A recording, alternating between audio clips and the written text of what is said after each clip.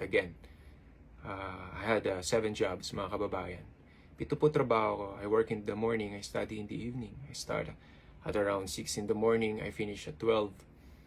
And then, minsan hanggang 2 pag hindi dumating yung mag-duty. And then, ang pasok ko sa school ay 3:30 in the afternoon hanggang alas 10. And alam po nyo, nag-work ako sa fast food. Sabihin ko na nga, McDonald's, sa video shop, nagde-deliver po ako ng tubig, nagde-drive po ako. Yung mga mahilig mag-field trip. Nagtitinda po ako ng mga herbal products. Nagtitinda po ako ng mga facial products. Nag-ano po tayo pag weekend, pag walang pasok, modeling. To support my studies. And then after po nun, nag-audition po ako more or less 300 to 400 times. Tapos, masakit kapag ikaw ay nare-reject. Mag-audition ka, pumunta ka doon, tapos, di ka makukuha. Well, part of life. 300 to 400 times. Masakit po. Tapos, may time na naubusan tayo ng pamasahe, pinababa po ako sa bus. Dahil nakulang. Halimbawa, ang pamasahe ay 90 pesos. Kasi pag nag-audition po ako, alam ko 2 lang audition ako, bigla magiging 10. Iba't ibang lugar. So, naubos po pamasahe ko, hanggang 45 pesos na lang natira, mga kababayan. Tapos, pag sakay ko sa bus, alam nyo ba yung nagtitiket, yung binubutas yung ticket? Meron pa ba nun ngayon, yung nagbubutas ng ticket? Pag yung konduktor, yung binubutas yung ticket or sinusulat na. Hindi ko alam. Baka kasi online na rin ngayon, online booking. Paglapit niya, sabi ko, so, saan ka? Dau Pampanga Terminal.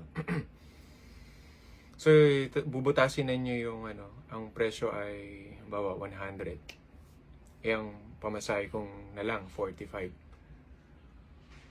Ang pamasahe ko na lang po ay 45 pesos at pagkatapos ay sasabihin ng conductor, sir, kulang. So, sasabihin ko po, pasensya na, nagkulang po ang pamasahe. Baka pwedeng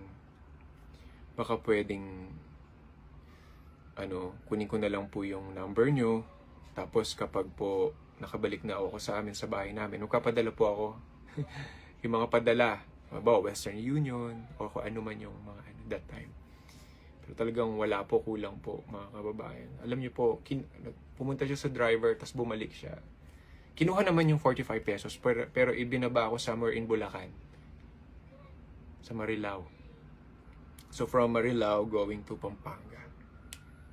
To Angeles. Naglakad po tayo. And during those days na naglalakad po ako, wala akong anumang complaint or of course malungkot, pero natatakot ako kasi malay ko ba paano maglakad mula Bulacan hanggang Angeles City, Pampanga. Ko. Tapos pero ang lagi pong sinasabi ko that time, sabi ko someday magkakasasakyan din ako. Gusto kong alam nyo kung ako mahanap ko yung driver na yan. Makinig kayo. Kung mahanap ko yung driver na yan at konduktor ng bus na yon, sasabihin ko, bibigyan ko ng grocery pack, bibigyan ko ng dining set, bigyan ko pa ng pera. Sabihin ko, sir, ako yung hindi nyo pinababa nun. And gusto ko magpasalamat sa inyo dahil doon lalo pong lumakas ang aking loob, ginamit na lalong ako na-inspire na pagbutihan, galingan. Wala po akong anumang galit. Wala. Hindi ko, alam nyo, whenever ito mga kababayan, masakit yung mga yon.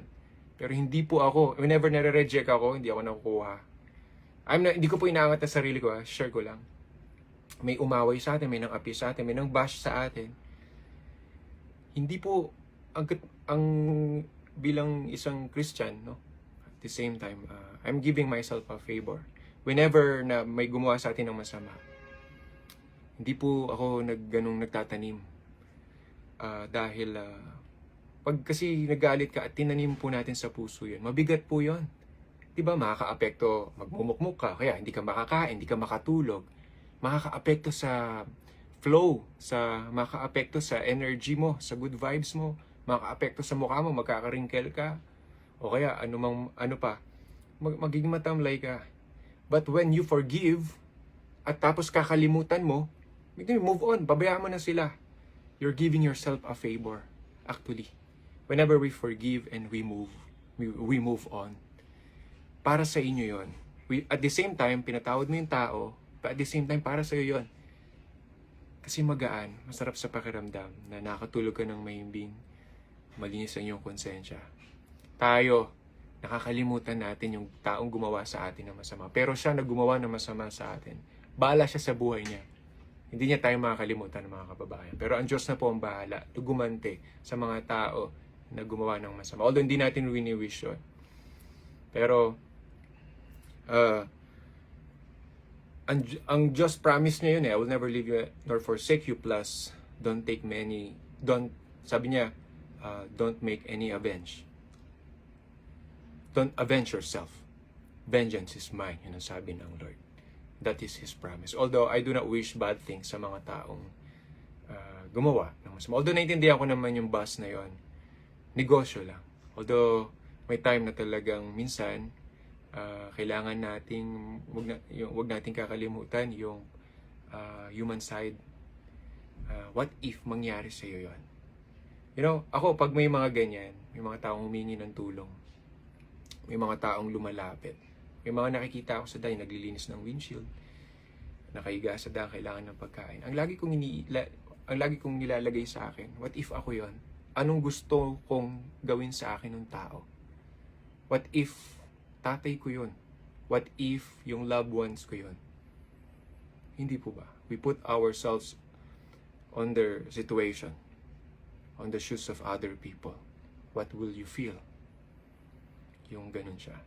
And yun lang, kagaya na nabanggit ko. Masarap sa pakiramdam, when we forgive and we move on. And hanggang ngayon po, pinagdadasal ko kung sino man sila. Ang Diyos na po bahala. At I still declare blessings and prosperity. And alam po nyo, yung dati, isa sa mga